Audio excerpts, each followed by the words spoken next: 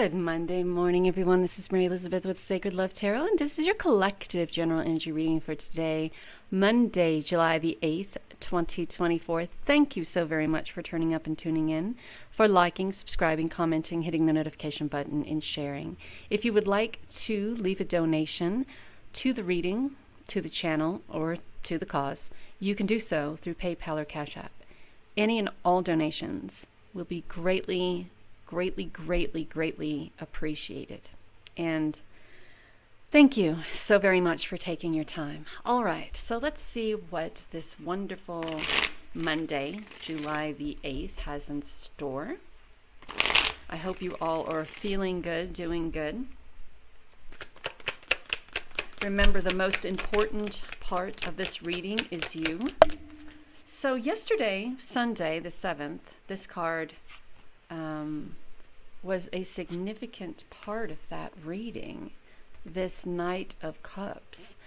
Yesterday, Sunday the 7th, the Knight of Cups was coming in. Then we had the Ace of Cups and the King of Cups, and it was about a second chance, a new beginning, or a relationship, a second chance, someone who has grown over time. But now we have the Ace of Wands in the Tower. And the Knight of Cups is back again. And this time he is going in a completely different direction. So the Ace of Cups is full of passion. The Ace of Wands is full of passion, full of power, full of potential and opportunity, creativity, and not just it's growth. I mean, it's taking the opportunity to step in to this wonderful creative mentality, standing in your power, being passionate and perseverance, and just knowing that this is what you want to do, right? And it could be feeling that way about yourself or about this relationship. But we have the Tower, and let me tell you, the Tower is one of my favorite cards in the tarot, because the Tower doesn't play games. It's like, look, this is what's happening. What you thought was built on a very solid and stable foundation wasn't, isn't, never was. And here we go with the downfall of that. And this is your opportunity to and I don't want to say restabilize it, because if you have a house and the foundation of that house is sinking and your house is falling down, there's nothing that you can do to stop that sinking ship. Look at what happens to the Titanic. Nothing you can do to stop that sinking ship. So instead of trying to save the unsalvageable, we have to kind of let the cards fall where they may, look at the situation from a different perspective, and then recognize where the missing link was, where that instability came from, what happened that overnight, just like that, this amazing, passionate, wonderful opportunity went to drink. What happened? What wasn't said? What was said? What did someone do? What didn't someone do? The card was here. Ace of Cups, King of Cups. We have him going off, like completely going, done. You haven't, why be done if you haven't even started? And how can you look at this relationship and immediately 1 minute be that great with it, and the next, and let me tell you, in yesterday's reading, there was a decision that you had to make. So I think this reading may help you make the decision that you were needing to make yesterday in yesterday's reading. But we're still very passionate about it. Yesterday we had the Nine of Wands, right? Feeling as if we were in this struggle to make this decision. And the moment that you come to the realization that, yes, it's worth it, it's the moment that everything goes to shit. So let's see why. Let's see what happened. I mean, did this Knight of Cups think that in a very short amount of time that they've evolved into something, more, to where they could take on your wants, needs, and desires? You know what I'm saying? So and maybe it's a blessing in disguise, because we have the Three of Cups and we have the Two of Wands. I'm very interested to see what is next. Very interested to see what is next. Heartbreak is next. All right. So, yeah. So what we thought, because I think the Three of Cups was in the reading yesterday too, along with that Knight of Cups. I believe it was. So what we thought was this great, amazing, wonderful opportunity. What we thought we could create into something of substance. What we thought Spirit was showing us the way to. What we thought. I think this is a lesson that you had to learn on your own. I think that there was so much love here, or sensuality here, or passion here, that sometimes we have to learn that lesson. We have to get in the thick of it in order to find out what is really going on. There is a line from a Dwayne Johnson and Kevin Hart movie. Dwayne Johnson says, "Are you in or you're out?" And Kevin Hart says, "I'm out." And Dwayne says, "You got to be in to get out." So you got in, right? And for a moment, there was a glimpse of something. There was a glimpse of passion. There was a glimpse of nurturing, empathy, compassion. There was a glimpse of love. There was a glimpse of sensuality. There was a glimpse of creating this relationship of substance, of stability, of balance. And now there's loss. And that's what the Three of Swords is. The Three of Swords is loss. And it happens just like that. It happened quick. It was like 1 minute they're there and the next minute, poof, just gone. But why? We never have the answers to those questions, and we spend a lot of time, I'm going to say waste. We waste a lot of time looking for those answers. I'm still 16 years later wondering why my ex cheated on me right after the wedding. I mean, if you were going to do it before and just break it off, break it, be done with it. But to literally go through the whole thing. And 16 years later, I'm still like salty about it. Now, I've stopped communication, and they have another whatever. And, and I guess time tells if people learn from their past or change. But anyway, there's that. So I think that there was a lot of passion here, and I think that there was a lot of desire for something to come out of this, for something true and something amazing and something beautiful and something wonderful. And the guy is going to start mowing right underneath my window, and I apologize if it bleeds through, because I don't want to stop. So we had the Three of Cups was yesterday as well, when you were being asked to make that decision. And then we had the Moon card, and the Moon, it kind of shows us the secrets. It illuminates what we need to see. But perhaps maybe you were so caught up in the excitement of everything that weren't able to see what it is that Spirit was showing you. And from that celebration, you went to the Two of Wands, which is that manifestation, that visualization, that creation. And now we're at the Three of Swords, which is loss, right? Someone just going, leaving, and it's very sudden. So let's see what happens. We have Nest, charity, generosity, gratitude. We have Spectre, discernment, critical thinking, and insight. One more card.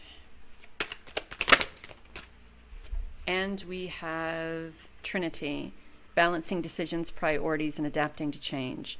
So I think that when this person came back into your life, you were missing something, and they offered it all on a silver platter or on a skull.